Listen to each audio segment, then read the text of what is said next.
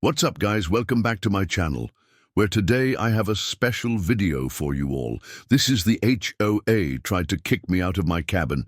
The crazy part of this story is not what you think. If you're new here, welcome to my channel. We bought a 200-year-old lakefront cabin that needed a complete renovation. So we have been working on it for about a year now, and so far we have done the whole roof, both porches, completely gutted the inside of the house, and are just about finished with the exterior and will be moving in within the next few months. If you want to see more of that, check out my other videos. As many of you know, when we purchased this property, it came with a private lake stocked with trout and all sorts of wildlife. There are deer, geese, turtles, and all sorts of animals around the property. It has been amazing. Anyways, there is also a campground right down the road called Elk Neck Campground, and this campground is where most of the people stay who come up to the lake to enjoy their time. They come up here to fish, swim, have bonfires, whatever it may be. Well, this campground is owned by the same people who own our little section of the lake. Now, before I go any further, let me explain how this all works. So if you own a cabin or a home on this lake, you automatically become a member of the association, which means you have to abide by certain rules. And there are rules set forth by the association that everyone has to follow.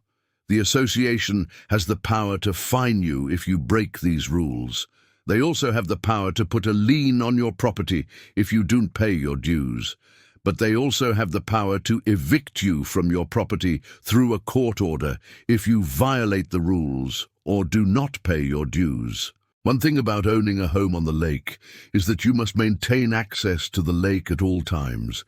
This means you cannot block the way to the lake from your property. The only exception would be for emergencies. You can't do anything that would hinder someone's access to the lake from their property. This rule was put into place because there is only one road into this lake. It's pretty much like an island.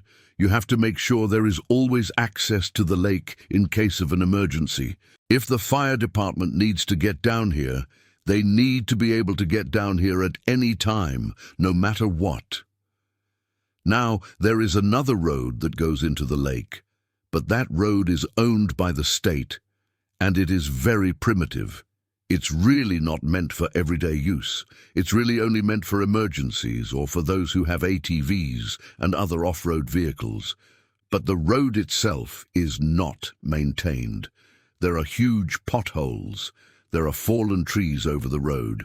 There are all sorts of things that make it impassable at some points. Plus, the state doesn't plow that road in the wintertime. So we have to use the main road. So yes, you have to maintain access to the lake from your property. Well, what does that mean? That means if someone parks their car in your driveway, you have to make sure that they are able to still get to the lake. If you park your car on the grass, they can't get to the lake. So you have to make sure that you park on the pavement. So yes, you can park on the grass, but they can fine you if you do. With that being said, there is a parking lot right down the road from our property that is owned by the association. So yes, it's not owned by us, but it's owned by the association. All of the campers in the campground up the road from us use this parking lot to park their cars. So usually there are anywhere from 10 to 30 cars parked in this lot. The reason that they have to park in this lot is because they cannot block access to the road. So they can't just park wherever they want on their own property. They have to park in a way that allows them access to the lake. So they all park in this lot and then they walk down to their cabins. Here's the kicker. Our driveway leads directly to this parking lot. So all of the people who are staying in the cabins up the road from us, they can just walk down our driveway and then use our driveway to get to the lake. They don't have to go around the long way. It's a shortcut for them. So what does that mean? That means that this parking lot is actually the only parking lot that we have available for us to use. So if we ever want to park a car here, we have to park it in this lot. We can't even park in front of our own house. Well, fast forward to last week.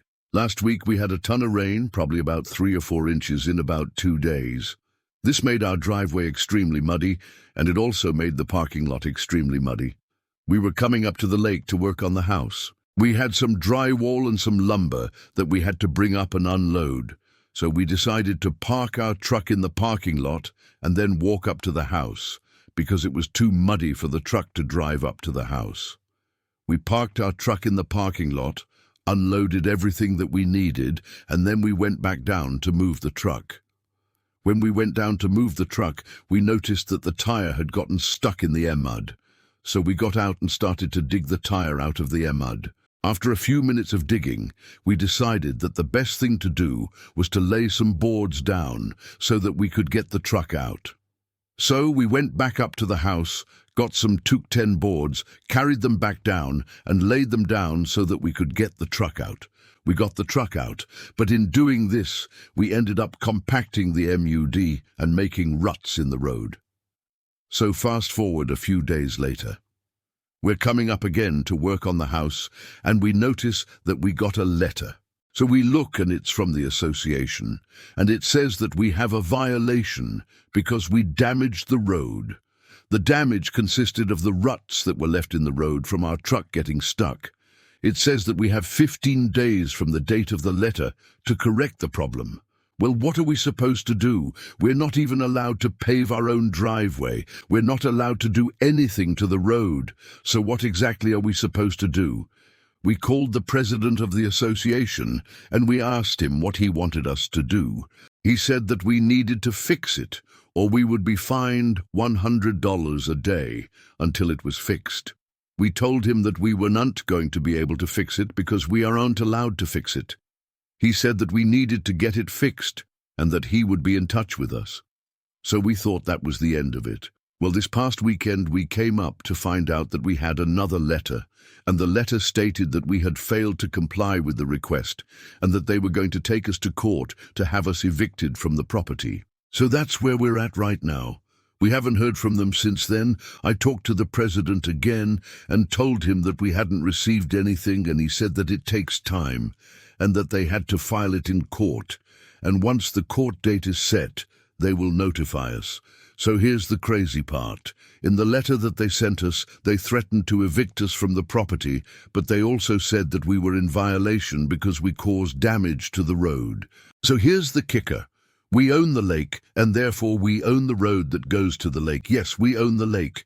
We own the only road into the lake.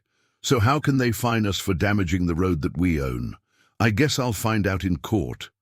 Let me know what you guys think down below. Should I start a GoFundMe to raise money for court costs? Maybe I should start selling t-shirts that say things like, "Honk if you love a Karen," and I survived the HOA. What do you guys think I should do? Let me know down below. If you guys haven't seen my other videos, check them out. I have one on how we gutted the whole interior of the house and another one on the whole roof replacement. I also have one on all of the wildlife that we've seen at the lake, so if you want to see more of that, be sure to check out my other videos. That's all I have for you today. I hope you enjoyed the video. Please hit that thumbs up button below and subscribe to my channel. Until next time, have a great day.